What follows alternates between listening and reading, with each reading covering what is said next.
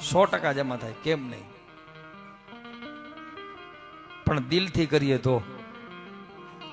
કોઈ પણ દાન કરીને તો પ્રતિષ્ઠા મેળવવા માટે નહીં કરવાનું, નામના મેળવવા માટે દાન નહીં કરવાનું. નકા કેવું છે, એક કવિએ કહ્યું છે કે નામના કરવા દાન કરે છે અને મોટાઈમાં બહુ માન ધરે છે, અને પછી ખોટા કામ કરે છે, નામ જપો ને હરે હરે. એ નામના માટે બોર્ડ મારે તકતી, પછી સ્ટેજ ઉપર જઈને ટ્રસ્ટીઓના હાથે મોટા મોટા સન્માનો, અને પછી એની તકતી. આ દાનનો ક્યાંય ઉલ્લેખ થતો નથી. મોરારી બાપુ એક સારી વાત કરી હતી, એક ટૂંકી વાત કરી દઉં. મોરારી બાપુએ કે એક ભાઈએ જ્યાં દાન કરે પણ તકતી મારે, દાન કરે તકતી મારે, દાન કરે તકતી મારે. જેટલું ખૂબ દાન કર્યું અને તકતીઓ મારી બધે જ. હવે એમાં ઉપર ગયો તો ઉપર ગયો ને તેને કાંઈ મળ્યું નહીં, આમ તેમ ફાંફા મારવા માંડ્યો. એને કહ્યું કે આ વેદના મંત્રો, પુરાણો, સાધુ સંતો જે પૃથ્વી લોકમાં બરાડા પાડે છે કે તમે અહીંયા કરો એવું મળે, અહીંયા કરો એવું મળે, અહીંયા તો સાલું કાંઈ મળ્યું નહીં. એટલે એને ભગવાનની પાસે ગયો. ભાઈ પાર્ષદોને કીધું ભગવાનને મળવું છે મારે. તો કે આ રહ્યા ભગવાન.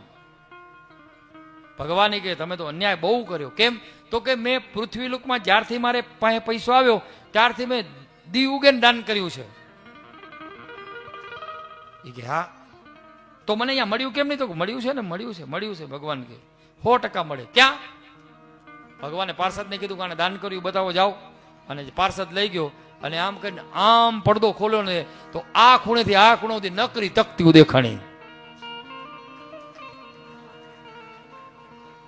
એટલે કે તે તકતીઓનું દાન કર્યું હતું તો એ તને એ જ મળે, તકતી જ મળે. જો આમાં છે, આ તે અહીંયા તકતી, અહીંયા તકતી, અહીંયા તકતી, અહીંયા તકતી, આખા એ સ્વર્ગમાં આખો રૂમ તકતી વાળો. તો એ કે અન્ન, તો કે એ તો કરો તો મળે. કરણ રાજાએ સોનાનું દાન કર્યું, સોનાનો મહેલ. એ કે એ ક્યાં? તો કે આ બાજુ માર્યો, આ કરણ રાજાનો મહેલ. એટલે તમે અહીંયા જો કરો ને તો પદ અને પ્રતિષ્ઠા માટે નહીં કરવાનું. પદ અને પ્રતિષ્ઠા વગર તો મારો ભગવાન કામ કરે છે. બીનું પદ ચલાઈ સુનાઈ બીનું કાના. પદ અને પ્રતિષ્ઠા વગર તો ભગવાન કામ કરે. પણ તમારે તો કંઈક પ્રતિષ્ઠા જોઈએ છે, કંઈ નામના મેળવી તો નહીં દાન કરવાનું. આમ કરીને આમ ખેડૂત તમને શીખવે છે. ખેડૂત તમે જોજો, ખેડૂત આમ વાવે ને એટલે એની મુઠ્ઠી બંધ હોય, ઓલી ઓયણી હોય. હવે આ તો ઓટોમેટિક વાવણા થઈ ગયા, એને માથે ઢાંકી દે છે.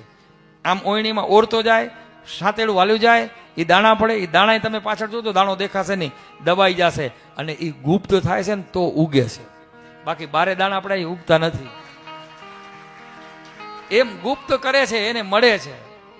અને આટલા બધા નક્ષત્રો ચાલે છે, ક્યાંય કોઈ દી કોઈ વસ્તુ ગમે એટલો તેલનો ભાવ ઊંચો જાય, ગમે એટલો શાકભાજીનો ઊંચો જાય, કોઈ દી કોઈ અનક્ષેત્ર વાળાએ નબળું નથી જમાડ્યું. ભલે ઘીના ભાવ વધે, ઘીના જ લાડવા ખવડાવાશે, ઘીના જ ચોખા, ઘીના જ લાડુ ખવડાવાશે. કોઈ અનક્ષેત્રમાં તમને નબળું જમાડ્યું. પાછા કોઈ તમને એમ કીધું કે 20 રૂપિયા લખાવો. પછી હા અમુક છે, અમુક જગ્યાએ, પણ એ મંદિર ને કહેવાય, હોટલ રેસ્ટોરન્ટ કહેવાય. અમુક જગ્યાએ કે ભાઈ પાસ લઈ આવો 50 રૂપિયાનો, 100 રૂપિયાનો પાસ લઈ આવો, 100 રૂપિયાનું. હું તો કહું એ મંદિર કરતા હોટલ કરે નિહારી લ્યો. હા અમુક જગ્યાએ એવું છે, મેં જોયું છે. પાછું હું એમને ના બોલું, હું જોઉં ને તો જ કહું. વીઆઈપી વ્યવસ્થા અલગ ને એવું અલગ ને આ અલગ ને આવું મંદિરોમાં આવે. મંદિરમાં તો પરમાત્માના ચરણોમાં બધા હરખા હોય, એક જ રસોડે જ આવે. અહીંયા બાપુ અમે એક જ રસોડે કાયમ જમીએ છીએ, અને બધાય જમી લે ને પછી અમારી થાળી પડે. હા પણ અમુક તો 50 રૂપિયાની તમે પાસ. અમે એક મંદિરમાં રોકાણા હતા બહુ વર્ષો પહેલા. એટલે અમારા વસંતભાઈ ને એ બધા ત્યાં પૂછવા ગયા. એ કે અમારા બાપુ બહારનું જમતા નથી.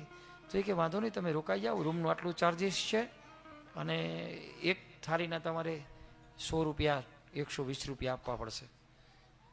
બોલો, રામેશ્વરની બની ગયેલી ઘટના ખાટી વાત છે મારી, સાચી વાત છે ને?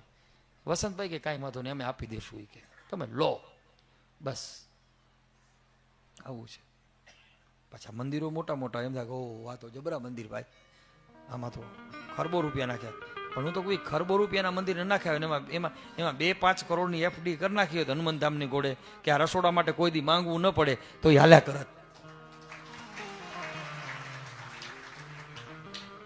હાલ્યા કરત એમ હાલત ઈ. પણ આમ જુઓ હનુમાન ધામમાં 24 કલાક રસોડું તેલના ડબ્બા ઉઠલે અને કાંઈ ઘટે નહીં કોઈ દી, અને નહીં ઘટે કોઈ દી.